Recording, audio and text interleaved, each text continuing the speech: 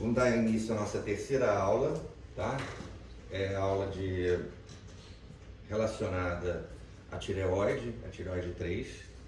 E vamos hoje falar sobre distúrbios metabólicos da tireoide, é a parte 2, tá? No final dessa aula a gente vai falar um pouco sobre nódulos únicos da tireoide. A gente lembrou o primeiro capítulo, onde a gente falou muito sobre anatomia, embriologia e fisiologia da tireoide. Agora, no segundo capítulo, a gente falou sobre distúrbio, falamos sobre hipotireoidismo, falamos numa parte inicial, quer dizer, falamos sobre tireoidite, depois falamos numa parte inicial do hipertireoidismo, tá? E aí, agora hipertireoidismo, onde a gente olha nitidamente, a gente aqui no Brasil fala um pouco de olhos esbugalhados, olhos para fora, olhos clássicos de uma doença chamada doença de Graves, né? Onde existe três itens importantes, né? Que é a tireotoxicose ou hipertireoidismo, né? A parte da exoftalmia, exteriorização, né? E outros sinais e sintomas, todos esses descobertos por um irlandês chamado Robert Graves, né? E é bem claro, né? Gota e o chamado bulging eyes, né? O exoftalmia. A doença de Graves é um bócio tóxico difuso, onde você tem um aumento da glândula difusamente e que existe a produção incessante de T3 e T4. Né? E aí, nesse bócio, é bem claro que existe um hipertireoidismo causado por anticorpos estimuladores chamados de TSHR, né? Que é um estímulo que inicia a produção desses anticorpos, mas não existe um consenso básico sobre esse início do estímulo, quando é que começa. O fato é que de uma hora você tem nada, não existe nenhuma sintomatologia, e aí começa a aparecer a sintomatologia do nada. Não existe o gatilho, a gente não sabe o start, mas tem que se identificar o quanto antes, para que evite uma oftalmopatia irreversível. Então esse que é o grande detalhe. Na tríade clássica de queixas, né, como eu estava falando para vocês, a exoftalmia, que é os olhos esbugalhados, o olho para fora, sinais e sintomas de tireotoxicose e, em resumo, uma massa cervical aumentada, consistente com um bócio, que pode produzir ruído audível, por exemplo, a uma ausculta cervical, né? Com aumento do fluxo vascular. O grande problema desse bócio é o aumento em uma compressão traqueal, que pode resultar em sinais e sintomas obstrutivos das vias aéreas. Não obstante, eu já peguei uns 3 ou 4 casos no passado, onde não existia ainda um diagnóstico rápido e preciso e que a gente conseguiu identificar sinais obstrutivos. Esse doente muitas vezes ia para a traqueostomia e num segundo momento ia para uma tireoidectomia, e uma tireoidectomia difícil de ser realizada, porque o bócio secundário a uma doença de Graves é um bócio molhado, é um bócio fragilizado, onde a gente toca a glândula e a glândula sangra. Então, existem também macetes, por exemplo, para você fazer uma tireoidectomia no paciente com Graves. Mas existem consequências oculares graves, né? Você vê que os olhos ficam bem sobressaltados, né? A exoftalmia, a proptose ocular, que é como se fala cientificamente, é o termo médico usado para esses olhos esbugalhados, salientes, saídos, né? Externos, né? E existem outros detalhes dessas consequências oculares do bócio tóxico, por exemplo, edemas supraorbital e infraorbital, você vê um edema importante, e um edema conjuntival também, que é bem característico, né? Essa oftalmopatia é causada por estímulos do TSHR nos tecidos retroorbitais, então existem receptores de TSH, né? Retroauricular, né? Onde esses tecidos retroorbitais começam a ser estimulados, fazendo essa proptose ocular, né? Não estamos aqui dentro de uma aula de oftalmologia, né? Não é esse o intuito, mas para a gente ter um mínimo de conhecimento, né? Existe a chamada forma grave, que é o espasmo da pálpebra superior, onde existe uma retração dessa pálpebra, né? Com exposição maior da esclera, aqui a gente vê a retração, com exposição maior da esclera, e um mau fechamento. Qual o grande problema? A presença de úlceras de córnea, que são frequentes, né? Erosões, e você não tem, e a pálpebra tanto superior quanto inferior tem a função basicamente de você molhar e evitar a presença de úlceras, né? Existe também um aumento da pressão que progride um decréscimo de movimentos ocumotores. Então esse paciente começa a ter uma oftalmopatia, né? Lembrando que o oculomotor é o terceiro par craniano, né? E tem o abducente, que é a parte onde você faz o movimento interno, né? Que é o sexto par craniano, onde você começa a ter certas dificuldades de movimento da órbita, né?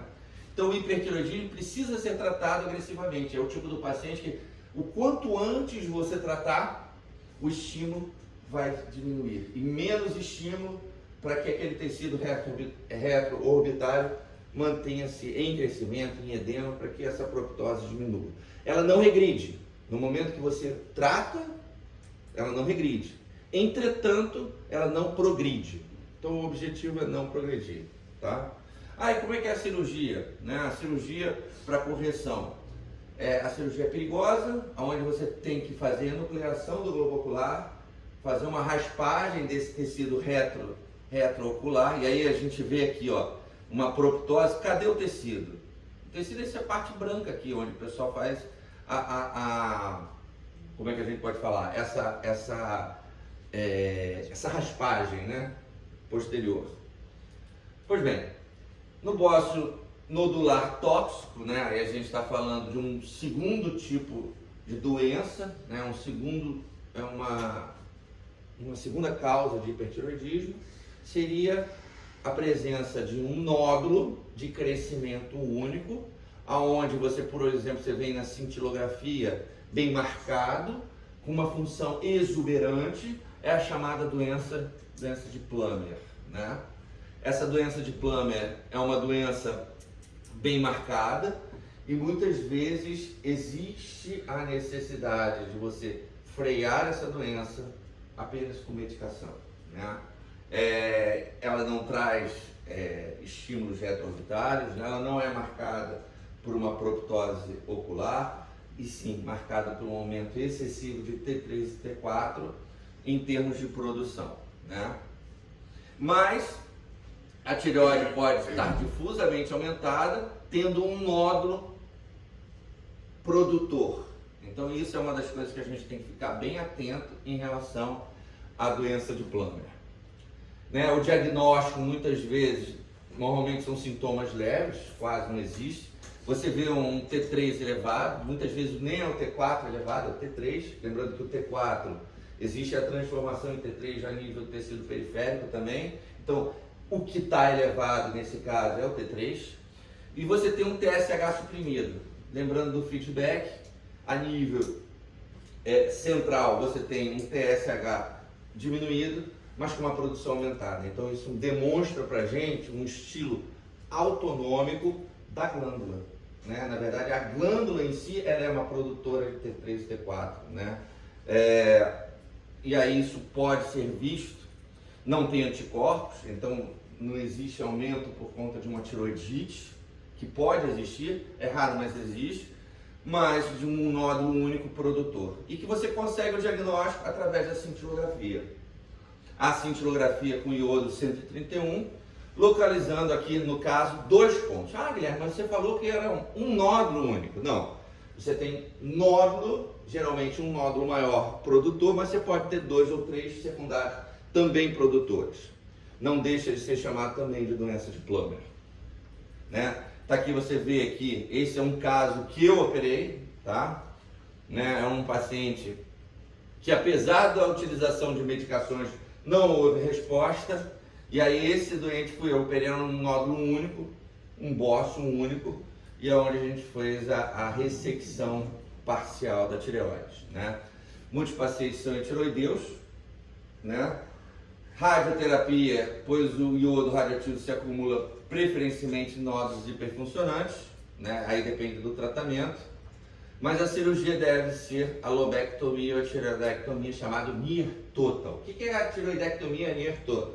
Tireoidectomia NIR total é aquela que você faz a ressecção dos dois lobos e do istmo, deixando em cima do local da entrada do nervo laringeu recorrente dois pontos pequenos. Então é essa chamada tireoidectomia NIR total, tá?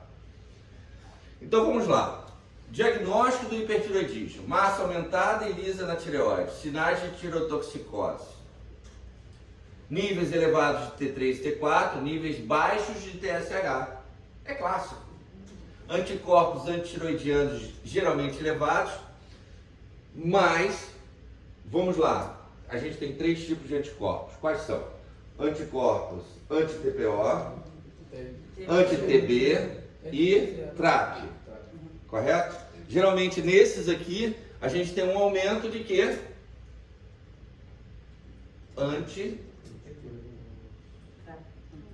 TP, tá? Alguns anti-TPO, outros anti-TP, porque muitas vezes, nesse tipo de doente, você pode ter tireoidite associada, tá? E a cintilografia é que faz a demonstração, tá certo? É que faz a demonstração. A demonstração que existe realmente uma doença, demonstra elevada captação e uma glândula aumentada, né? A gente vai ver no decorrer dessa aula que a gente fala de nódulos quentes e nódulos frios, né? E aí você tem ultrassom de tireoide, ATC do pescoço, que são exames a posteriori que podem ser feitos. Principalmente, né, a ultrassom você demonstra o tamanho do nódulo, faz como complementação para fazer um PAF, uma punção com agulha fina, ou, né, você pode inclusive fazer uma Doppler fluxometria no ultrassom da tireoide, para ver se existe fluxo de entrada sanguínea aumentado ou com resistência nessa glândula. A TC de pescoço e tórax, ela está mais relacionada aqui à presença do bócio mergulhante, aquele bócio, aquela gota, né, que cai por trás retroesternal e ocupa o mediastino anterior. Muitas vezes fazendo diagnóstico diferencial, como um terrível linfoma, como um timoma, né, ou a tireoide, ou um terrível linfoma, ou um timoma, ou a tireoide aumentada. Então vamos lá. Tratamento do hipertireoidismo. Doença de Graves. Doença de Graves, beta-bloqueadores, que tem a função de diminuir os sintomas adrenérgicos, excitatórios. Você pode utilizar o PTU ou o metimazol, que bloqueia a síntese do hormônio tireoidiano. E a terapia de ablação com iodo radioativo ou ablação cirúrgica. Pois bem, 90% dos casos, a 95% dos casos, são tratados com ablação por iodo radioativo. Hoje, você não tem cabimento de colocar um doente desse em risco na cirurgia para fazer uma tireoidectomia. Escutaram isso? A terapia é a ablação por iodo. Mas, Guilherme, tem que operar esse doente. Existem casos especiais. Quais são os casos especiais? Mulheres grávidas, idosos, né, e nódulo suspeito, que você tem que indicar a cirurgia. Agora é o seguinte, quando que você vai procurar isso? A gente vai ver no decorrer dessa aula, tá? A taxa de recaída após a suspensão da medicação é de 50% de 12 a 18 meses. Desta forma, a ablação e o iodoterapia é a escolha da doença de Graves. Também é preferida no paciente com doença de Plummer. E o iodo 131 causa ablação da tireoide de 6 a 18 semanas. Existe a terapia é imposta ao paciente diretamente sobre o local, com comprimido. Esse comprimido faz a difusão e queima, entre aspas, o tecido tireoidiano. Esse paciente muitas vezes passa de um estado hipertireoideu para um estado hipotireoideu, aonde existe a necessidade de uma complementação medicamentosa. 6 a 18 semanas. Ah, mas Guilherme, 6 a 18 semanas é o tempo que, por exemplo, esse paciente tem que ficar isolado? Né? Não, esse paciente precisa ficar isolado, principalmente de mulheres grávidas, crianças e pacientes imunodeprimidos, no período de 1 mês. Tá certo? Nos últimos 20 anos, a ablação cirúrgica tem sido defendida menos frequentemente nos Estados Unidos, aqui no Brasil também. Está indicada bócio obstrutivo com sintomas compressivos, receio de radioatividade, efeitos colaterais com tionamidas, preocupação com malignidade e grávidas. A vantagem da ablação cirúrgica inclui um tratamento rápido. Entretanto, é o tipo de paciente que tem que ser tratado com cuidado. Por quê? Porque é o paciente que deve ser monitorado no pós-operatório. Apresenta mais baixa taxa de recorrência. E um outro problema é um paciente que sangra muito. A gente tem que preparar esse doente. A glândula é frouxa. Então, na hora que você vai fazer, você tem que fazer muitas vezes uma medicação. Qual é a medicação?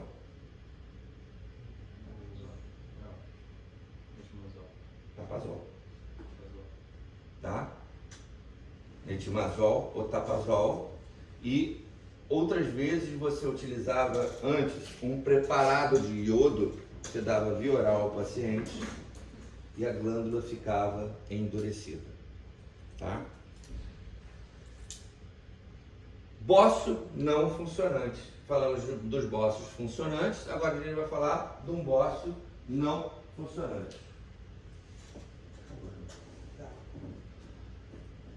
O bócio multinodular descreve uma glândula aumentada e difusamente heterogênea. Massa muitas vezes envolve nodularidade assimétrica. A causa dessa massa geralmente está na deficiência de iodo. Geralmente esse bócio é um bócio carencial, né? Inicialmente a massa é tiroideia e com tamanho crescendo pode ocorrer elevações de T3 e T4. Mas, em geral, nesse bócio existe uma característica. O TSH é normal. Tá? Então a investigação diagnóstica consiste na avaliação de teste da função da tireoide. E quando você tem um nódulo suspeito, existe a indicação de fazer uma biópsia. Para quê? Para que ao fazer essa biópsia você faça a distinção se é maligno ou não. Bócio subesternal. O bócio subesternal é uma apresentação incomum da extensão intratorácica de uma tireoide aumentada. Ah, mas Guilherme, precisa ter nódulos? Não, não precisa. Mas no momento que você tem, por exemplo, uma tireoide entrando dentro da cavidade torácica, você tem um problema. Porque à medida que ela vai crescendo da cavidade torácica, ela pode levar a sintomas obstrutivos, né? E aí, com este problema, e graças a Deus é extremamente raro, existe a indicação de fazer o quê? A tireoidectomia, tá? Enquanto ainda existe um pequeno bócio e que ele invadiu parte do tórax, o tratamento pode ser feito ainda pelo pescoço, tá? Considerações especiais para o paciente com bócio: massa grande, maior que 5 centímetros, é outro problema. Olha esse bócio aqui, ó, invadindo bem na bifurcação dos vasos. A gente pegou ano passado, retrasado, o pai de um amigo meu que estava exatamente assim, foi lá no Amparo, um hospital aqui perto, e eu tive que colocar o dedo, não sei, o Fred até me ajudava a segurar, e eu tive que colocar os 2 dedos dentro do tórax, entrou quase que a minha mão inteira dentro do tórax para tirar uma massa tiroidiana bem grande, né? Então era um bócio com mais de 5 centímetros. Mais de 5 centímetros, a indicação, se tiver intratorácica, é a tireoidectomia, tá? 10 a 20% dos casos, o paciente assintomático poderá apresentar anormalidades palpáveis na área cervical. e uma lesão completamente intratorácica. Já precisei entrar junto com o cirurgião torácico para fazer o quê? Para fazer a tireoidectomia. Ele inclusive fez uma esternotomia anterior, abriu o externo e a gente conseguiu retirar. E ela possuía várias pequenas colaterais para os grandes vasos, os grandes vasos do mediastino. E aí se tornou uma cirurgia realmente bem complicada, mas que teve que ser feita. Considerações especiais para o paciente com bócio. Os bócios benignos têm margens arredondadas e lisas, e o câncer tireoide tem margem mal definida e pode apresentar evidências de invasão, principalmente a presença de linfonodos periféricos, e esses linfonodos precisam ser ressecados também. Lembrando sempre que um marcador de pós-operatório é a tireoglobulina, no caso de um carcinoma bem diferenciado, ou no caso de um carcinoma medular, a calcitonina.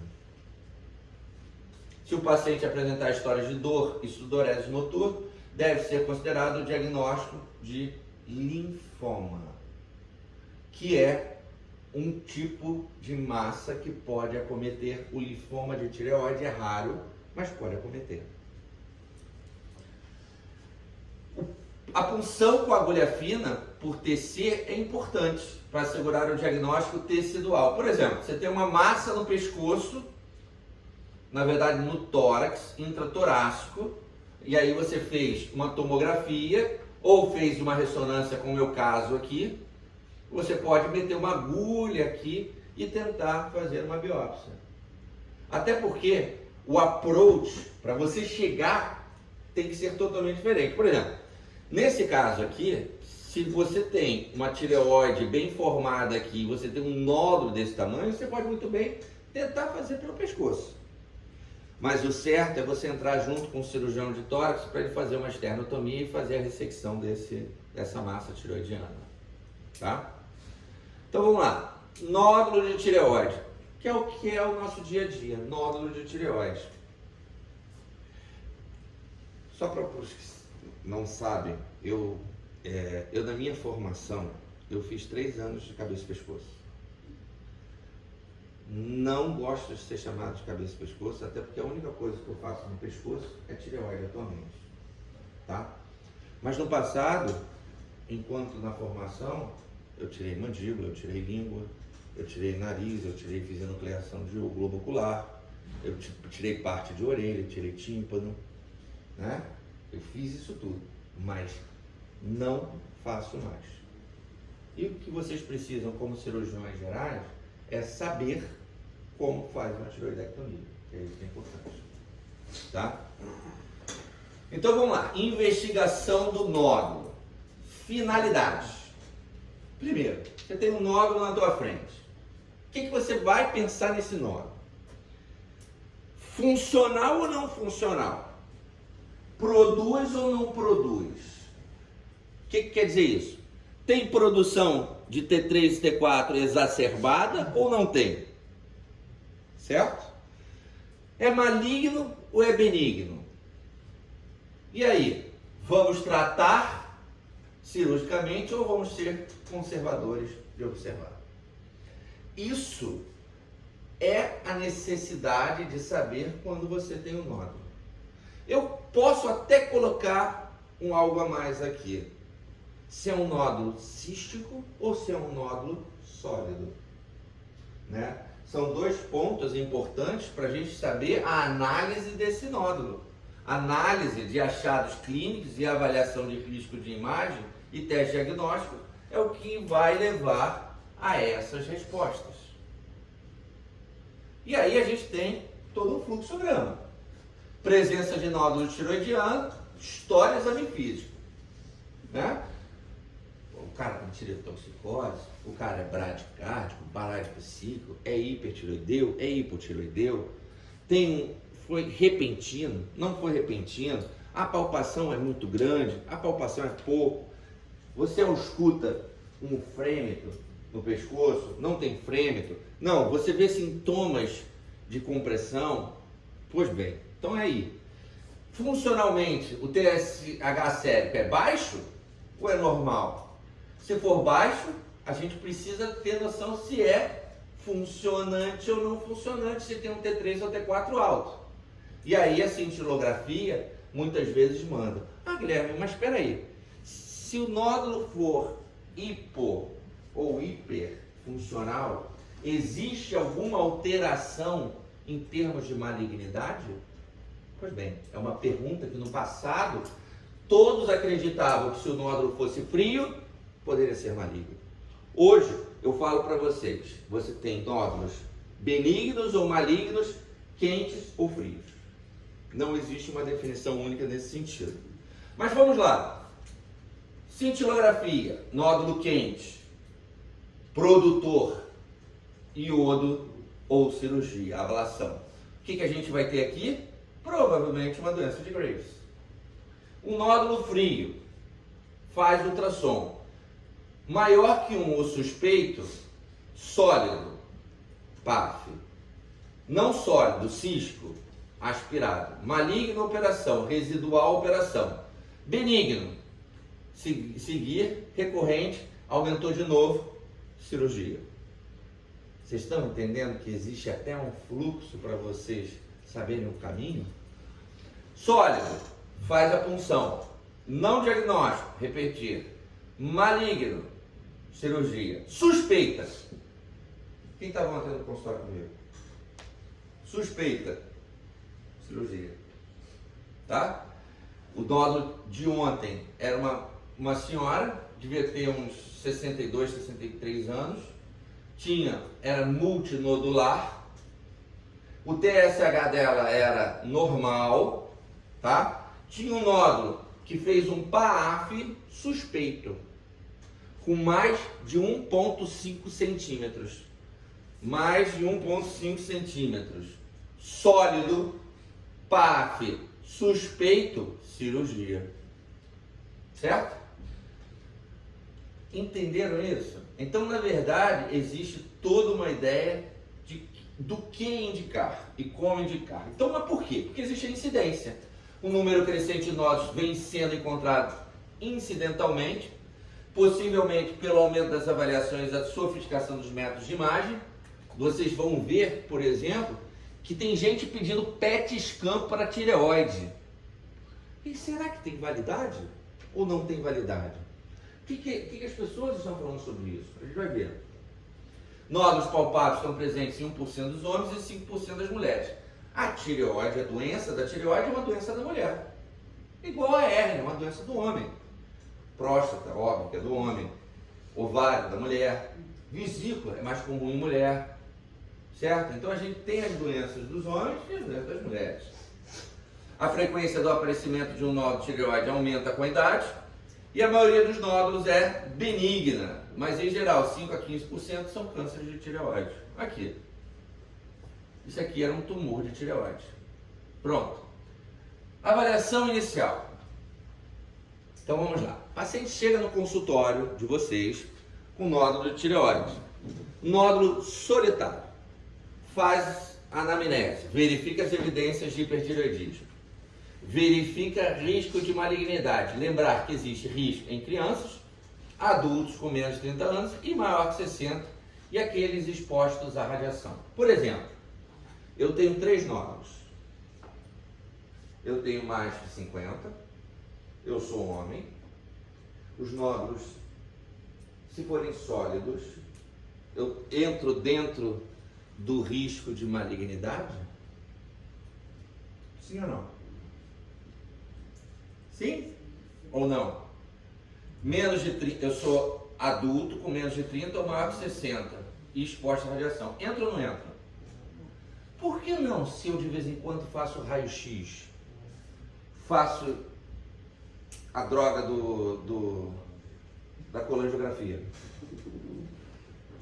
Hein?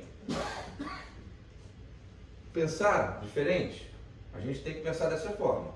Eu tive um colega, cirurgião, fazia colangio em todos os doentes, desenvolveu um nódulo único, era um tumor de tireoide.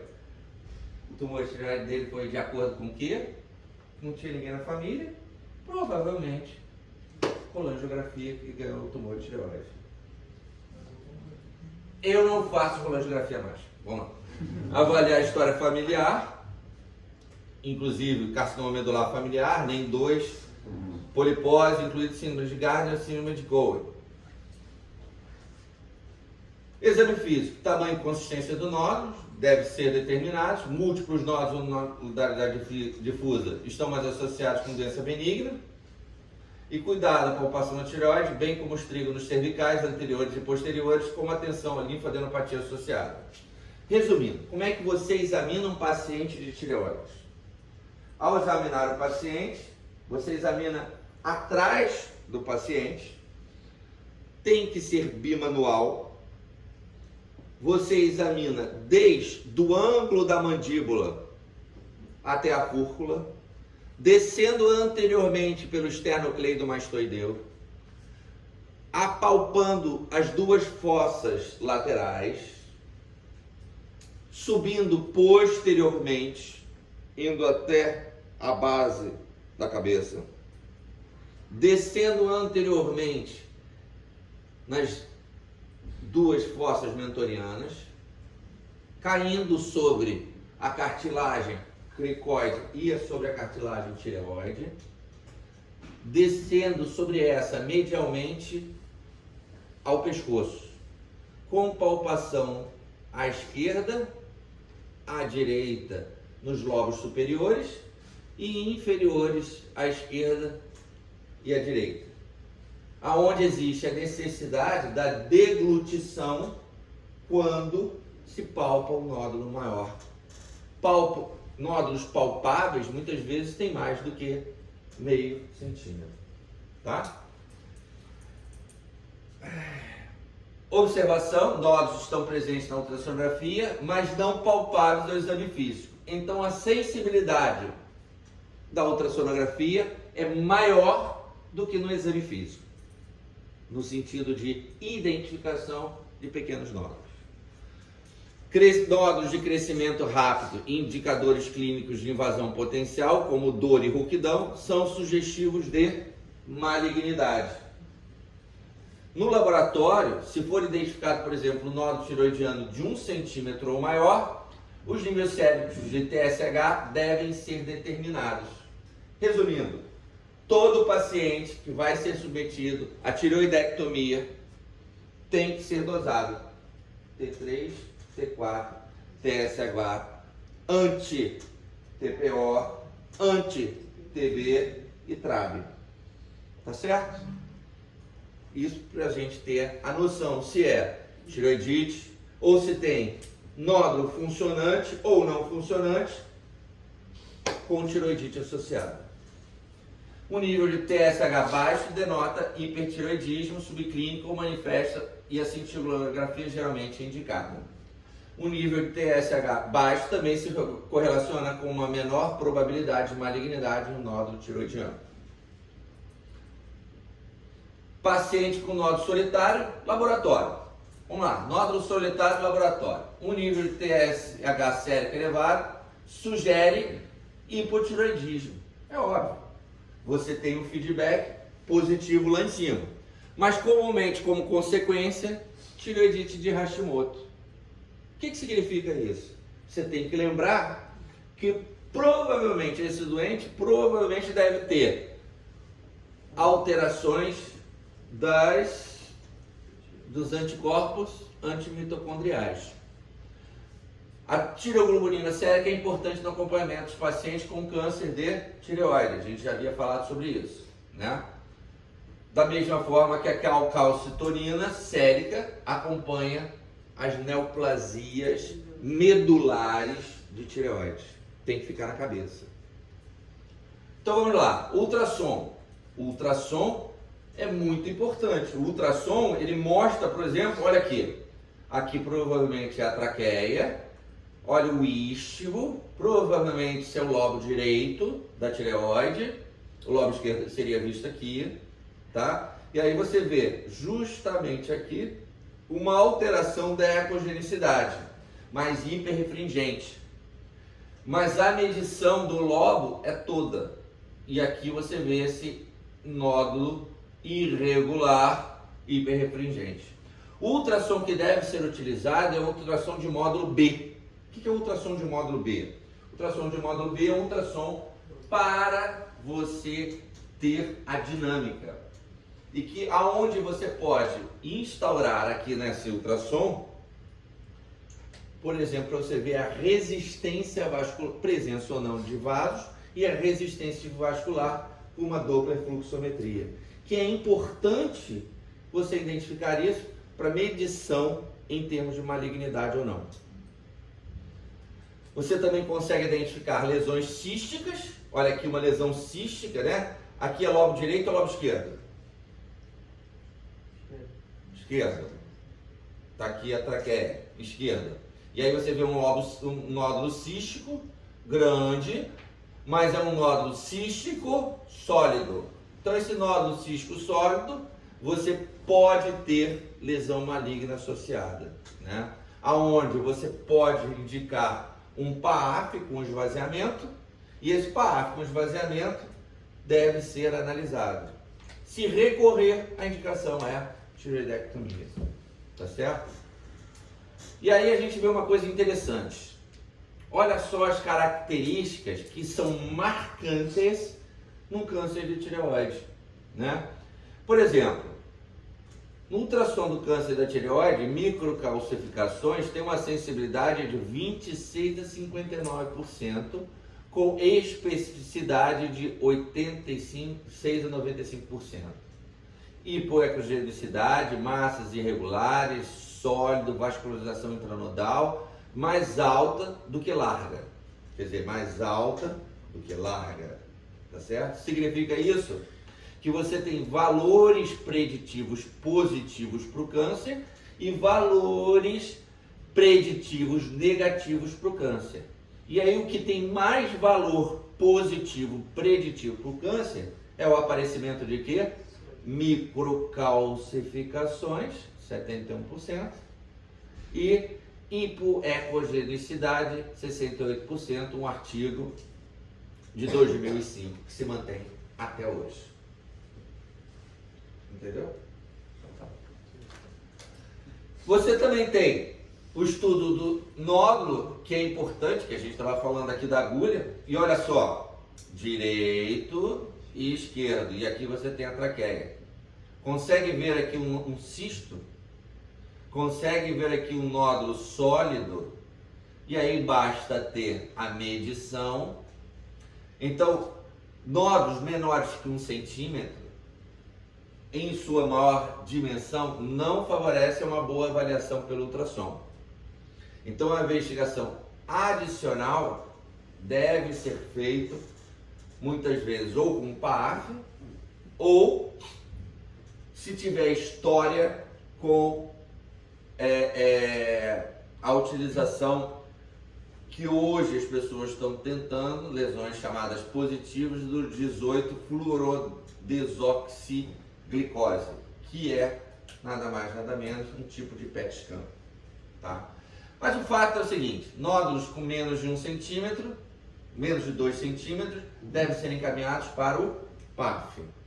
Nódulos com mais de 2 centímetros podem ser encaminhados ou para uma reavaliação e, em geral, para a cirurgia. Então, vamos lá. Estudo com radioisótopo, aquilo que a gente estava falando da cintilografia. Cintilografia, estudo com radionuclídeos, permite avaliar a função da tireoide. Nódulo dominante, maior que 1 centímetro. TSH suprimido, fazer cintilografia com pertecnetato de tecnésio ou iodo 123, para determinar se esse nódulo é hiperfuncionante. Se for nódulo 1 dominante, qual é a doença?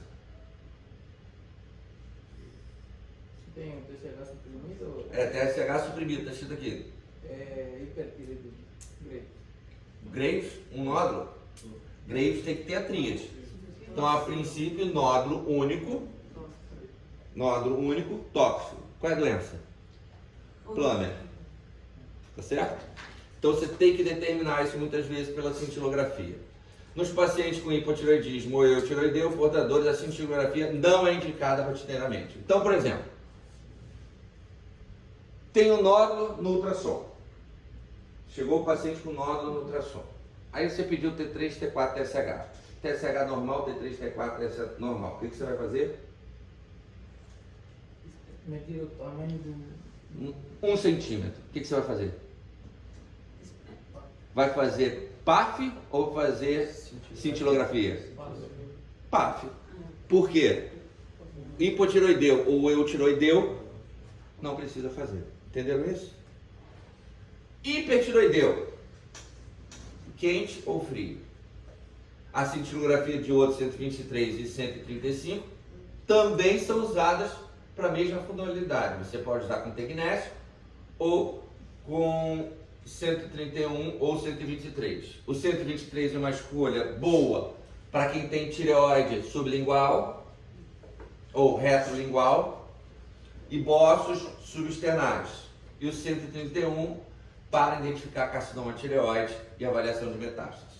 Então, cada tipo de cintilografia tem que ser indicada para determinado tipo de doença. Vamos lá.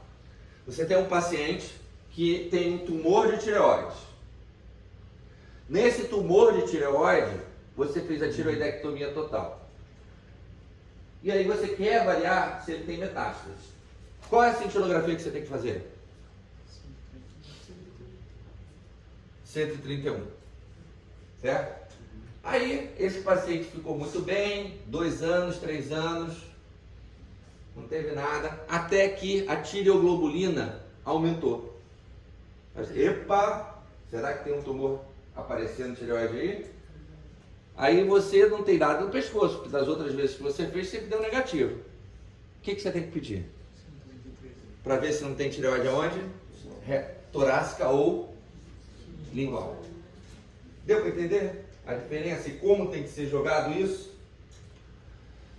Então, na cintilografia com tecnésio, quente, aumenta a absorção, hiperfuncionante, frio, hipofuncionante. Malignidade, 15 a 20% dos nódulos frios e 5 a 9% dos nódulos quentes. Olha só, gente, isso caiu por terra. Quando eu fiz faculdade, nódulo frio, não produzia, geralmente era maligno. Quente, produzia, era benigno. Não é mais assim. Lembra disso? Então, portanto, embora sugestiva, a malignidade do nódulo apenas com base na captação não pode ser confirmada ou excluída. Olha só, estudo com PET scan. PET com 18 fluordesoxiglicose pode ser usado para estudo tridimensional das imagens. Curiosamente, 1 a 2% do PET identificam incidentalomas. O que são incidentalomas? Acidentalmente, encontrei alguma coisa ali. Embora a maioria, hábitos por PET na tireoide sejam benignos. A utilidade do PET no estudo ou no acompanhamento dos nódulos da tireoide permanece discutível. Por quê? Vamos ver aqui. Paciente de 74 anos, fez o estudo de PET scan e não deu negativo. Deu negativo, não apareceu nada aqui, tá? Mas o ultrassom tinha um nódulo de 5,4 e que foi levado à patologia. Demonstrou no nódulo patológico que era um carcinoma de tireoide. Paciente de 39 anos com lesão captada tanto no pescoço, num nódulo, no lobo esquerdo, quanto nas cordas vocais. Era um carcinoma folicular confirmado pelo patológico. Certo? Aqui deu ok, né? Aqui não deu. Aqui, marcou um lobo direito, um nódulo, tem 44 anos, com captação, foi submetido à tireoidectomia, era um adenoma de tireoide. Já esse aqui marcou o lobo inteiro da tireoide, tá vendo? Toda a tireoide marcada. Fez a tireoidectomia, era um carcinoma papilífero multicêntrico. O que significa isso? É um exame que a gente tem que contar? Eu acho que não. eu acho que esse exame a gente ainda não chegou à definição se ele ajuda ou não ajuda na tireoide. Punção com agulha fina. Nódulos dominantes e não funcionantes com 1 centímetro ou maiores devem ser avaliados por biópsia e uma decisão de intervenção cirúrgica se já não foi tomada. Se já foi tomada, veja só, eu tenho um nódulo de centímetro, tenho um nódulo de 2 centímetros. Cara, vou operar. Paciência, não preciso fazer PAF. Pô, tô na dúvida se vale a pena ou não operar. Então, porra, é uma paciente idosa, vale a pena a gente rever. Aí faz o PAF. PAF negativo, aguarda. PAF suspeito, opera. Né? Então é isso que a gente tem que ter. O trabalhar com o paciente com nódulos de tireoide tem que ser um trabalho feito a cada caso. Não adianta generalizar. Uma série de 568 pacientes, o PAF demonstrou a sensibilidade de 86 e uma especificidade de 91. E outra série, a taxa de 4% de resultados falsos positivos e falsos negativos no PAF. O diagnóstico preciso de lesões benignas diminuiu significativamente as taxas de cirurgia em pacientes com nódulos tiroidianos depois do aparecimento do PAF. E aí, como é que se faz? Os nódulos palpáveis, você pega uma agulha, funciona. Quando não é palpável, ultrassom e funciona. Manda para patologia, citopatologia e que faz o diagnóstico. Os resultados são maligno, indeterminado, benigno ou não diagnosticado. Vamos lá. Maligno, opera? Sim. Indeterminado, suspeito, opera? Sim.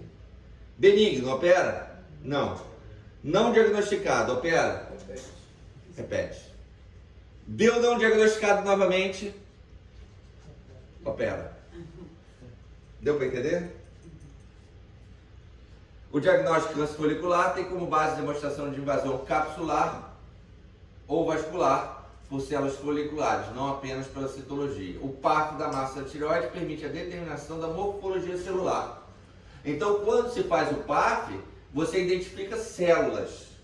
Talvez não tenha a arquitetura, mas através dessas células, com 2 núcleos, com ausência de núcleos, com a presença de fendas, na verdade, é indicativo de malignidade ou de suspeição. O diagnóstico benigno, diagnóstico por PAF, acompanhado de ultrassom para ver alterações de 6 a 18 meses, se estável, refazer. Então vamos lá, pessoal. Fez o PAF, é benigno, faz ultrassom novamente 6 a 18 meses após o PAF. Está estável, não cresceu, não alterou, está tudo direitinho, vai acompanhando. Alterou alguma coisa? Faz novo PAF. Novo PAF, suspeito, opera. Benigno, 3 a 5 anos depois. Tá? Paciente com agulha fina, olha uma agulha aqui entrando diretamente no nódulo. Agora eu quero dizer o seguinte, para 1 centímetro, uma agulha, você pegar e fazer um aspirado daqui é ótimo.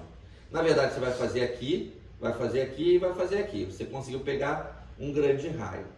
Mas se você tem um nódulo de 2 centímetros, você vai pegar a agulha, você pegou essa região, mas o tumor está nessa região, e aí? Então, isso aí é uma das coisas que a gente imagina no paciente que tem nódulos maiores que 2 centímetros.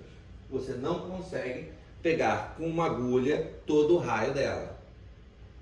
Quer dizer, pegar uma área, por exemplo, maligna num raio diferente da área funcionada. Tá certo? Então, tomada de decisão. Agora existe, a gente já está acabando essa aula, agora para vocês entenderem as tomadas de decisão. Todos os pacientes com nódulo de tireoide devem ser submetidos a teste de função tireoidiana. Certo ou errado? Certo.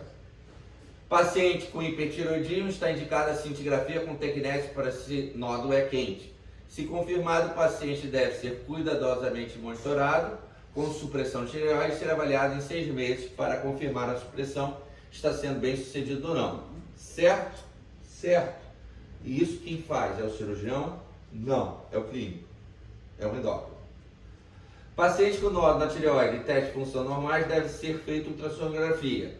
Lesões císticas da ultrassonografia são benignas, portanto, podem ocorrer carcinomas papilíferos císticos, embora muito raros, mas pode ocorrer. Então, nessas lesões císticas, o que a gente tem que fazer? A aspiração. É o que está sendo falado a seguir. Aspirados sanguinolentos ou suspeitos devem ser enviados para a citologia. Por quê? Refez após um aspirado, pode funcionar novamente ou ir direto para a cirurgia. Pacientes cujos nódulos são sólidos têm componentes sólidos císticos, a tomar decisão depende da informação adicional. Quais são as informações? História, exame físico, imagem, né? Se o PAP é usado para diagnosticar câncer papilífero e pode ser fortemente sugestivo de câncer medular ou anaplásico, sim. O que a gente tem a ver com isso? Tem a ver que no momento que existe um sugestionamento no nódulo sólido, a indicação é cirurgia. Por motivo ou ao aconselhar os pacientes portadores de um nódulo sólido para o qual o diagnóstico do PAP não foi certeza, deve ser considerados fatores já discutidos: sexo, idade, história de radiação. Então vamos lá. Técnico de raio-x chega até vocês com um nódulo único da tireoide, com 2 centímetros. O que vocês vão pensar? Nódulo benigno ou maligno? Maligno. Tá? Vai pensar carcinoma anaplásico, carcinoma medular, folicular ou papilífero? Veremos na próxima aula. Pronto. Então, muitos tumores pequenos não têm sido identificados, a maioria parece ser carcinoma papilífero assintomático menos que 1. O fato é que essas lesões são altamente curáveis e estão associadas a mortalidade quase inexistente. Então, o carcinoma papilífero é um tumor altamente curável quando é menos de 1 centímetro. Tá certo? Não pensamos mais assim, porque antigamente imaginava-se o paciente tendo uma tumoração quente, você fazia a imunossupressão sempre. Não se pensa dessa forma. Você não suprime mais o nódulo. Nódulo de tireoide de uma criança ou gestante, devemos fazer exatamente como se faz no adulto. Não existe a possibilidade maior de ser maligno, mas temos que fazer exatamente como se faz no adulto. Tá certo? Não tem mudança nenhuma em relação a isso. E aí, a gente tem nódulos benignos, colóides, PAF, mostra colóide e macrófagos. Fatores que confirmam o diagnóstico, cirurgia. Não quer dizer que todo nódulo colóide tem que ser operado, tá? Nódulos de hiperfuncionantes, hipertiroidismo, cintilografia, como a gente falou, com iodo 131. Muitas vezes, nesse caso aqui, eu acho que o Tecnesse talvez seja melhor. Lembra do quente e frio? Carcinoma papilífero, PAF. Carcinoma folicular, patologia tem que ser definitiva, você tem que ressecar tudo. Carcinoma medular, lembra da calcitonina. E carcinoma anaplásico, Deus nos acuda, quanto antes ressecar, melhor. E aí era isso que eu tinha para falar para vocês. Muito obrigado.